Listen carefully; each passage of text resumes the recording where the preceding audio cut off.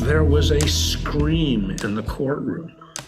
Edgar not only kicked their asses all over the courtroom, he kicked their asses all the way to the airport. I learned from my father that it doesn't matter how big the man in the fight is. All that matters is what is he fighting for. Welcome to Celebrating Justice, presented by the Trial Lawyers Journal and Cloudlex, the next-gen legal cloud platform built exclusively for personal injury law. Get inspired by the nation's top trial lawyers and share in the stories that shape our pursuit of justice. Follow the podcast and join our community at triallawyersjournal.com. Now here's your host, editor of TLJ and VP of Marketing at Cloudlex, Chad Sands. Welcome back, friends, to Celebrating Justice. In this episode, we welcome the astute mind of Stephen R. Young, the last-minute jury attorney. Attorney Young has been at the helm of high-stakes litigation for over 4 decades, and he's got some entertaining stories to share. As always, I asked him, why did you want to become a trial lawyer? Imagine yourself talking to your dad, and he starts telling you stories. One story he'll tell you is about his friend Edgar Denny, who was a lawyer that he used to play golf with. My dad wasn't a lawyer. He never graduated from high school. Edgar Denny represented 3 employees of U.S. Steel. And my dad would tell the story of when the day for trial came, and he was representing these 3 gentlemen who had been fired just before they reached retirement age, and U.S. Steel said, no pension for you because you didn't work until it vested. And Edgar Denny sued because he said they were stealing the guy's retirement. Day of trial arrives, and a whole cadre of attorneys from Philadelphia show up to beat up this backwater attorney in Salt Lake City, Utah. But my dad used to say, Edgar not only kicked their asses all over the courtroom, he kicked their asses all the way to the airport. And it instilled in me this idea. At the time, U.S. Steel was the biggest corporation in the world. And this little attorney, with great courage, took on the biggest corporation in the world and won. And I never realized it until I got older, but my dad spun another story repeatedly for me, almost like a bedtime story. It was from his history. His father was a coal miner. His father was the president of the coal miners local in a little backwater Ozark town in Oklahoma, meaning my grandpa would work the mines all day and would do union business at night. He wasn't one of these guys that sat behind a desk. After World War I, the price of coal plummeted. It was the major energy resource for the world. And because of the end of the war, the owners of the mines dropped the amount that they would pay the miners for coal. And miners were the ultimate entrepreneurs. They had to buy all their own tools. They were paid on tonnage, not on salary. And if they couldn't work, they didn't make anything. And if they sent a cart of coal out of the mine and the superintendent said, oh, there's too much slag in that, and he rejected the whole cart and then took the coal that was in it, there was no recourse. So my grandpa is president of this coal miners local. All of the miners went on strike across the country because they couldn't afford to live on the amount the owners were paying. So the owners, including the owner of Republic Steel, went to the president of the United States and convinced him, coal is so important. We've got to open up these mines, send the army in. And the president said, okay. He sent the army in. What they'd do is they would go into a mining area and they would open the mine forcefully at gunpoint. And then they'd go up into the hollers and find all the miners that were up in the hollers hiding and force them into the mines to go to work. And they were doing this all around the country. My grandpa called the the Union together. And he said, all across the country, miners are running away from the Army. And I'm not sure that that's how I want to handle this. And they had a lengthy discussion about it and a vote. And they voted, we're going to stand on the railroad platform when the Army comes in. And so the day comes, I don't know if you know, but on the trains, you had porters who were also Union people. They telegraphed ahead to these towns when the Army was coming. That's where everybody headed for the hollers. So the message comes into McCurtain, Oklahoma, and my grandpa assembles the Union on the railroad platform. Every store in the town closes. All of the farmers leave the fields. It's going to be a problem. And the farmers and the storekeepers go and stand on the railroad platform with the miners. Why would they do that? They're standing up, joining together. Well, every Christmas, that Union threw a Christmas party. Santa Claus came, and every child received an apple, an orange, and a little trinket for Christmas. And for most of them, it was the only Christmas they ever received.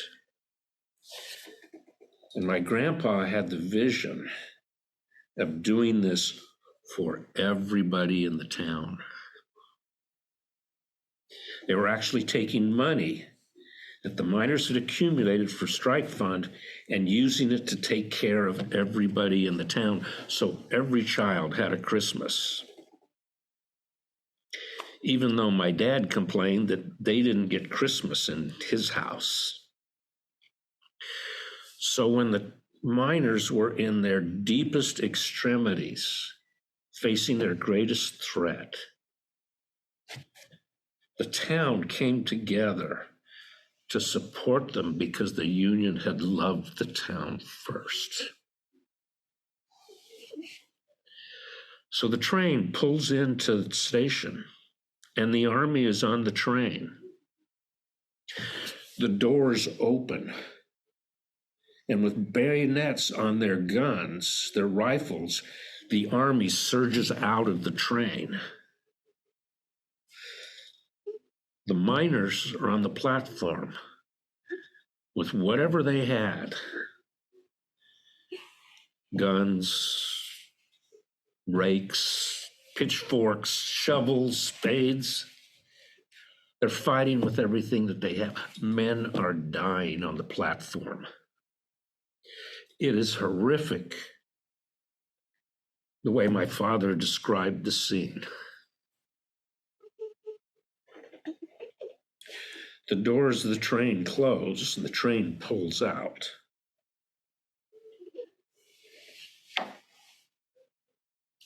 The Army was on the train and the miners were still on the platform.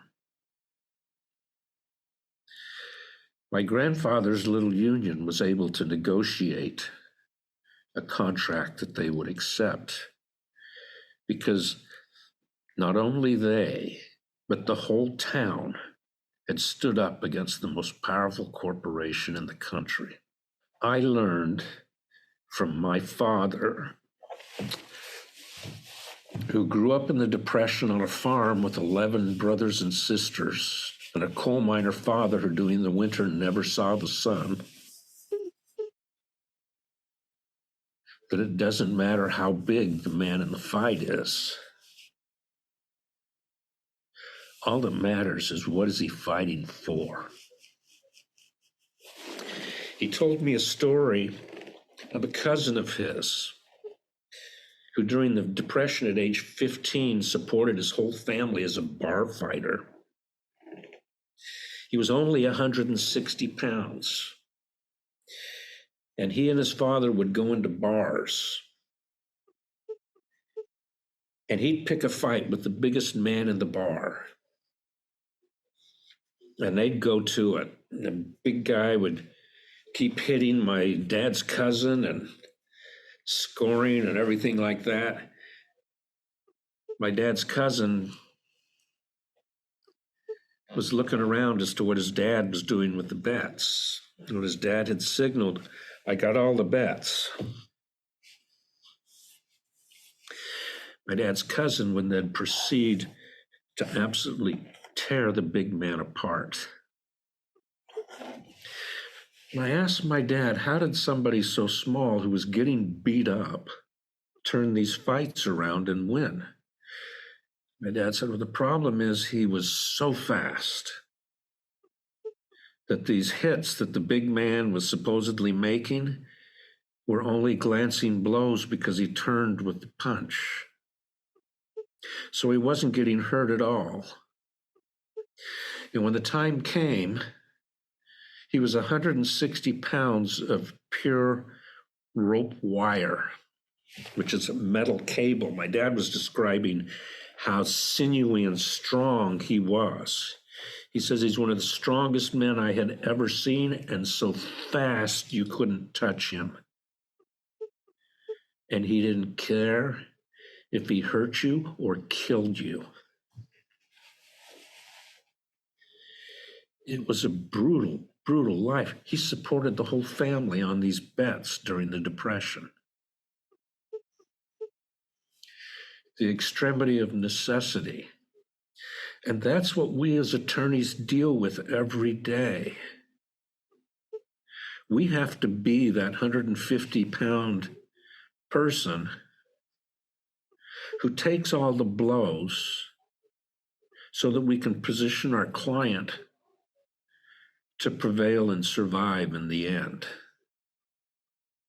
The actual decision for me to become an attorney, though, wasn't my father. It was all the stories he told that enraptured me and gave me this desire to fight the biggest battles. But I wanted to be rich. My mother was a nurse. We always discussed medicine. So, of course, what did I major in when I went to college? I started in pre-med.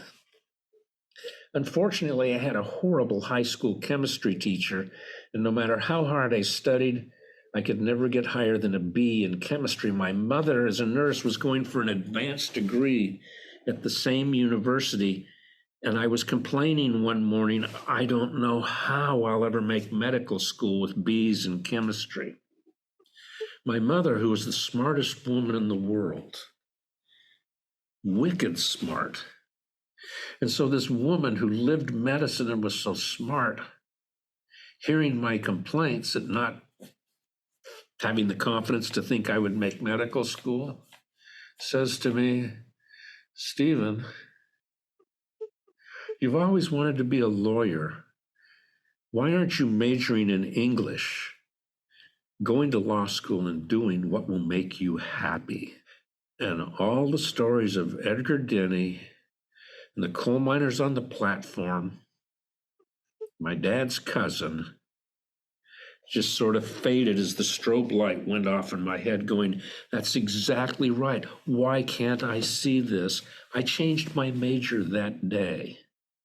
And my mother was so right. I hear attorneys complain about law all the time. I love law. I love what I do. I love talking to juries. I love when I lose. And I really love when I win. She was so right. That's how I became a lawyer. And now, years later, you are known as the last-minute trial attorney. Is that what makes you unique in what you do? No.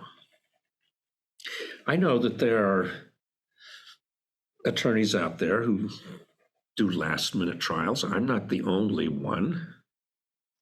People come to me for help, but that's not what makes me unique. Most attorneys spend so much time in their head, are so analytical, are so left brain,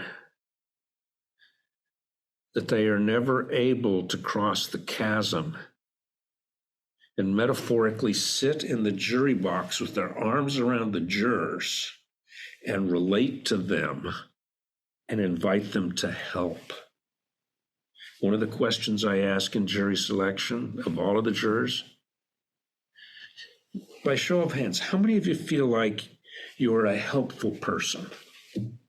How would you respond to the question? I would raise my hand. Okay, so you raise your hand.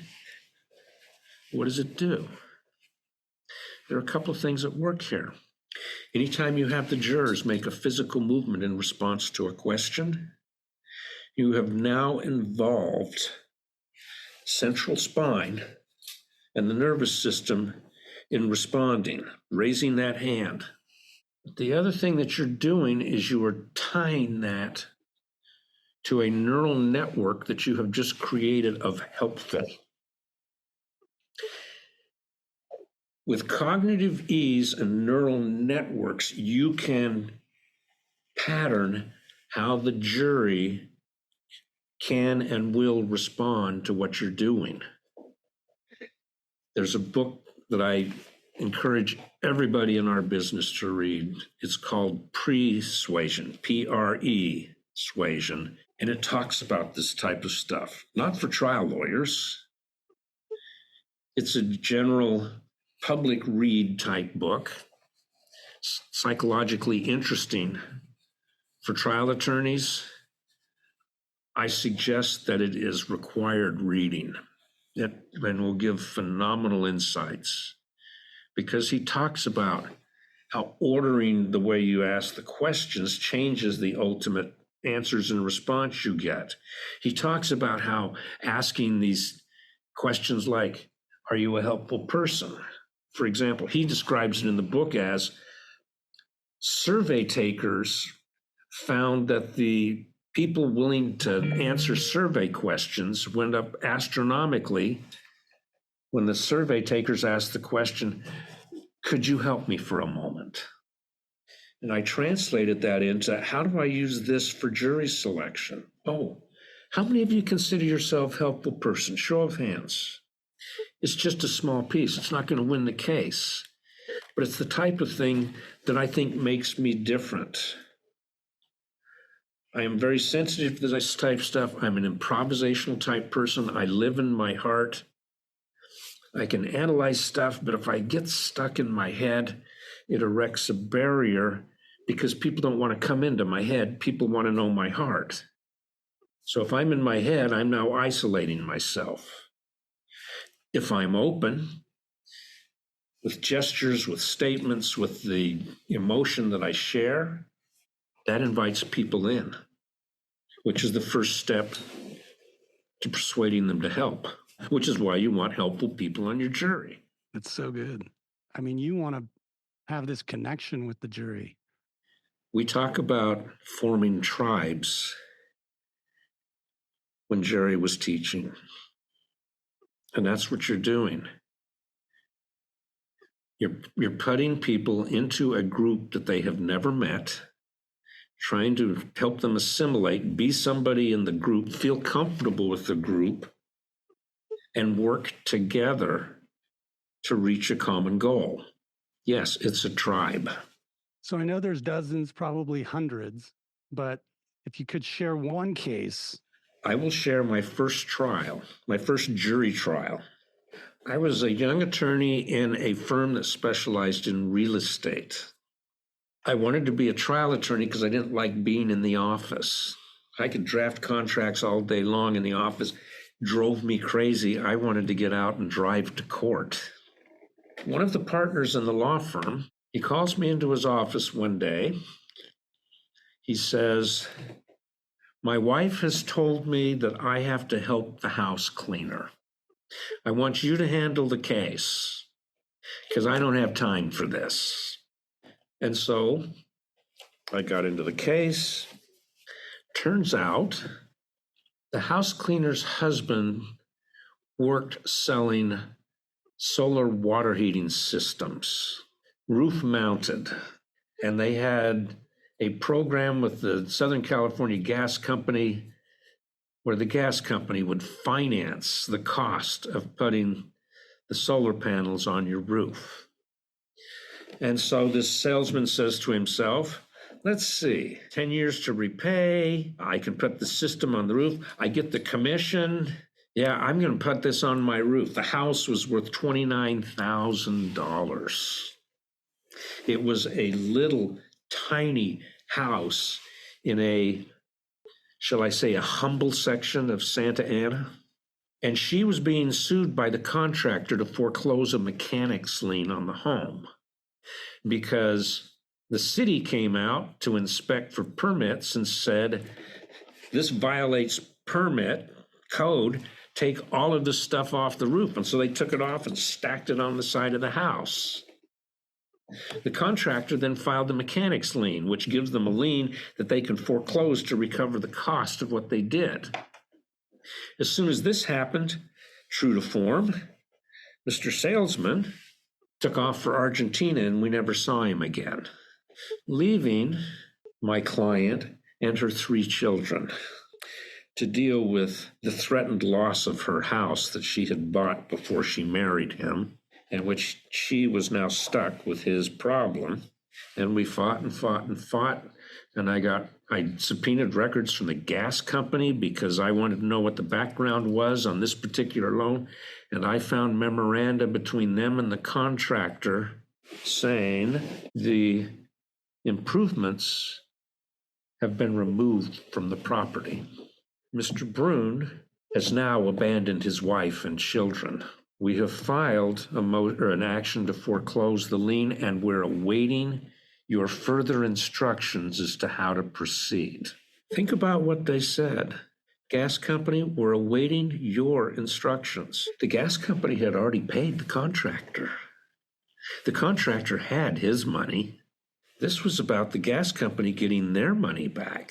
So I filed a cross complaint against the gas company and the contractor for slander of title and intentional infliction of emotional distress, etc. So we go to trial.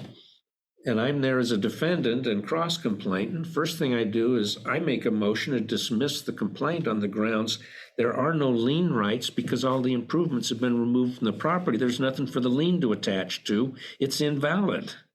And the judge agreed, dismissed the complaint, moved me to the other table so that I am now sitting in the plaintiff's position. The gas company made a pretrial motion saying Mr. Young can't or shouldn't be able to refer to all of these memos that came out after the litigation was filed. I argued against it, and the judge granted that motion. So I stood up when it was time to give my opening statement, and I told the story of Soledad Brune and what was going on. I left out a few details that I'll tell you in a moment that I introduced in evidence through the case. But the gas company's attorney stands up after the contractor's attorney has made a horrible opening. He stands up for his opening, and he says probably 15 times during his opening, there will be no evidence showing the gas company did anything wrong or knew anything about this because it never happened. And I'm thinking, WTF? And so he finished with his opening statement. The judge says, Mr. Young, are you ready to call your first witness? I said, Your Honor, yes, but before I do that, I need to talk to you in chambers, please. He says, well, come on back. I said, Your Honor, you made an order that I couldn't refer to these memos. You know they exist because you read them as part of your review, and I followed your order. But when Mr. Cartelli stood up and said that there was absolutely no connection, no memos, no control of any kind by the gas company of this lawsuit, he was lying to the jury. Cartelli explodes. Your Honor, I have never been accused of this before. This is outrageous, and I demand that you sanction Mr. Young. The judge says, settle down, Mr. Cartelli. Please sit down. Yeah, I heard it the way Mr. Young heard it, Mr. Cartelli. I think you told the jury that there were no memos, ever. And the gas company had nothing to do with this. And yet, I'm looking at these memos. What am I supposed to do with these when I have an attorney who's lying to the jury? I'm going to grant Mr. Young's motion. He can use these memos now. Wow. So we go to trial, and I'm using the memos and everything. I put my client on the stand. She can barely speak English. She is undocumented and was worried through the whole trial that the gas company was going to call immigration and deport her. But I talked to her and I said, what happened when this lien came? Oh, I got so sick. Well, did you go to the doctor? I did once. Where did you go? I went to the free clinic around the corner. What did they do for you? They gave me medicine. Did it help? Yes, I took it and my stomach felt better. Well, how come you only went once? I couldn't afford it. I have to work to support my kids. How much did it cost to go to the clinic? $15. Is that all the medical expenses and bills you had? Yes, $15. I said, you pay your taxes, don't you? Yes, every year.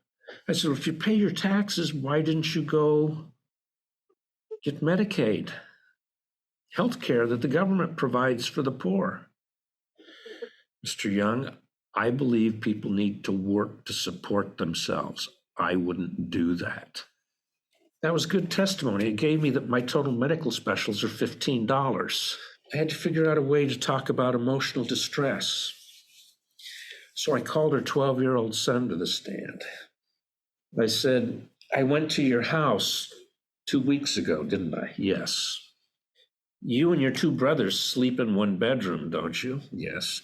Your mother sleeps in the other? Yes. I want to ask you about when the workers came and took all the stuff off the roof of the house and stacked it by the side of the house. Do you remember that? He says, oh, I remember that.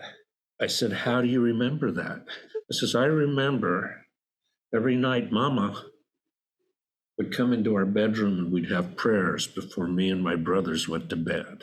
And she would then go in to her bedroom after acting cheery and bright and happy for us. And I would listen to her every night cry. I said, did you find out why she was crying?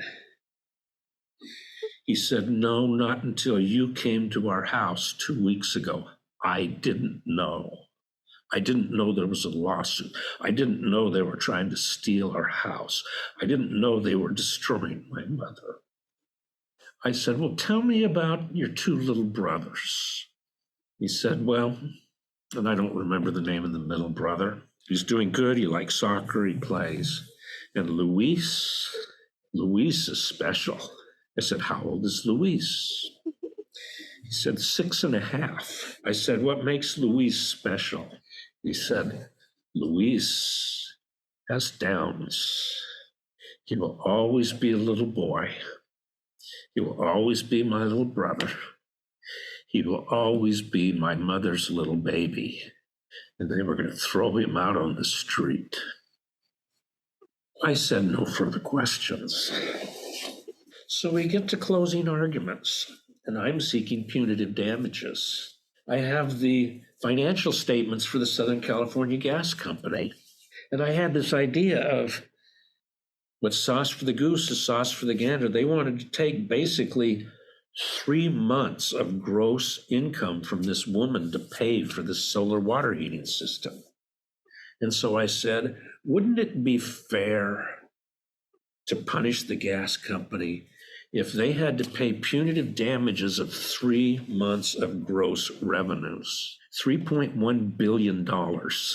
I said, but I can't see a jury like you awarding it. So how about if we just do 3 months of net revenue, $63 million in punitive damages? And that's what I asked for. And they didn't give it to me.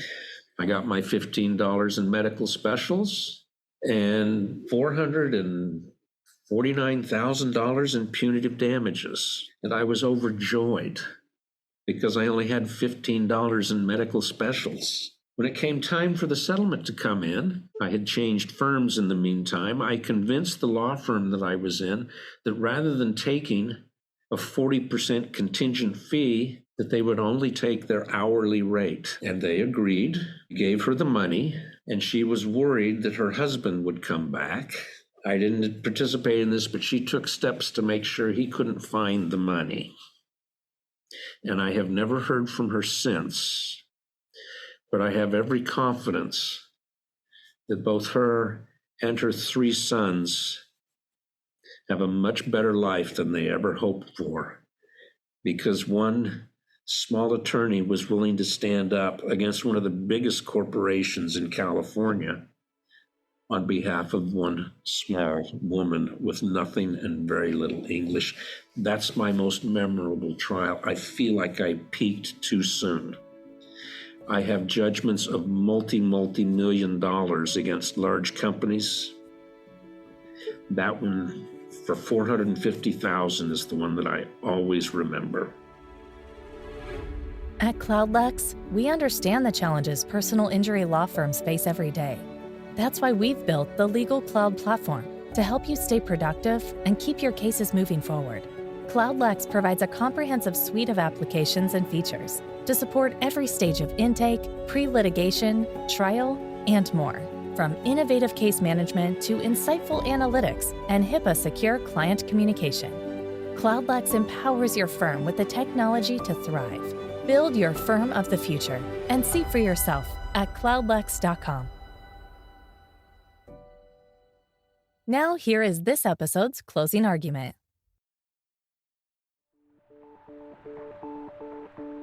All of the verdicts that I have obtained, one that was particularly satisfying for me was on behalf of a guy with an economics degree from UCLA who had developed a real estate business in Colorado, lived in California, had several homes here, and he had lost it all.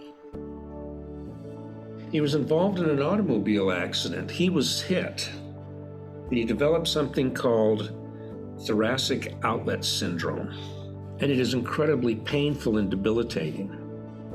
And the insurance company wouldn't pay, his own insurance company. The attorney who was handling the case came to me and said, "Can you try this for us?" And I met with the client, because that's the most important thing. I have to know whether I can connect with the client. I have to know whether I believe the client. I have to know if I like the client, because if I'm going to trial, I have to actually love the client. Because if I don't, the case is flat. There's nothing to reach out and touch the jurors with, and the way you do that is with your love for your client. So he's sitting in my conference room, kind of slouched, chin on his chest, a hand holding up his face, and he periodically would look up over his fingers as I was talking. So we had our meeting with the attorney, who told us all about the case, and the client complained about what had happened. And I said to the attorney and the client, "There's a significant challenge in this case, and I don't know if I can overcome that." The attorney says, "What's the challenge?" I said, "The challenge is sitting across the table from me. Your client projects an arrogant, disinterested, uncaring attitude. I think if he's willing to work on it, that we can shape him. But if he goes into trial like this, the jury's going to reject him just like he's rejecting everybody across the table from him." I said, "Are you willing to work on this?" And he said, after thinking, "Yeah, I'll work on it." Didn't seem too convincing. I said, "Okay, if you're willing to work, I'm willing to take the case." But we needed to figure out how to quantify damages. To me, that was the biggest challenge in the case. I found someone who had been a real estate developer in Colorado, and I found an appraiser who did appraisals for the county tax assessor. And I got the doctors that I needed, and one of the attorneys that worked for me found a bad faith expert. So we went to trial. And the trial was dirty. For some reason, the insurance company just pulled out every dirty trick in the book. And trial was a war, and I didn't understand it because it shouldn't feel that way to me, but they were making it a war. We get to the end of the case, and I give closing argument, and it was a good one. The jury gave me $10 million. We then shifted into the punitive phase because the trial was bifurcated. So the second phase was on the insurance company's net worth. What should we hit them with for punitive damages? The firm, which is a huge defense firm, brought in their California manager to try the second phase of the trial. And he was smooth and he was slick, and we made our arguments, and I gave my closing argument, and I asked for $60 million in punitives, and they came back with an award of $13 million in punitives. I ended up with a total verdict of $23 million. Now, the reason that I would pick this to tell you is not because it's an 8-figure verdict, but because of what happened after their first phase verdict.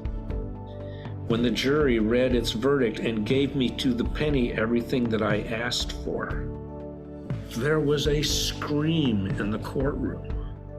It came from behind me. I turned around to see what it was. It was my client. He had collapsed into tears, crying openly like a baby in front of the jury, in front of the judge, in front of me. He did not care that anyone saw him because he saw that his destroyed life had been returned. He had a way to go back into business, to get houses back, to rebuild from what this company stole from him. That is the joy and glory of being a trial attorney.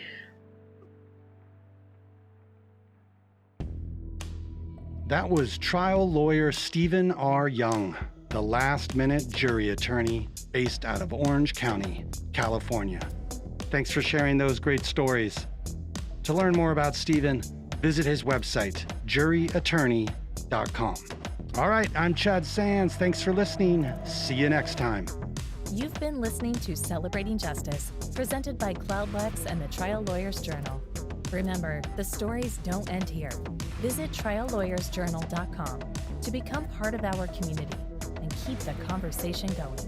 And for a deeper dive into the tools that empower personal injury law firms, visit cloudlex.com/TLJ to learn more.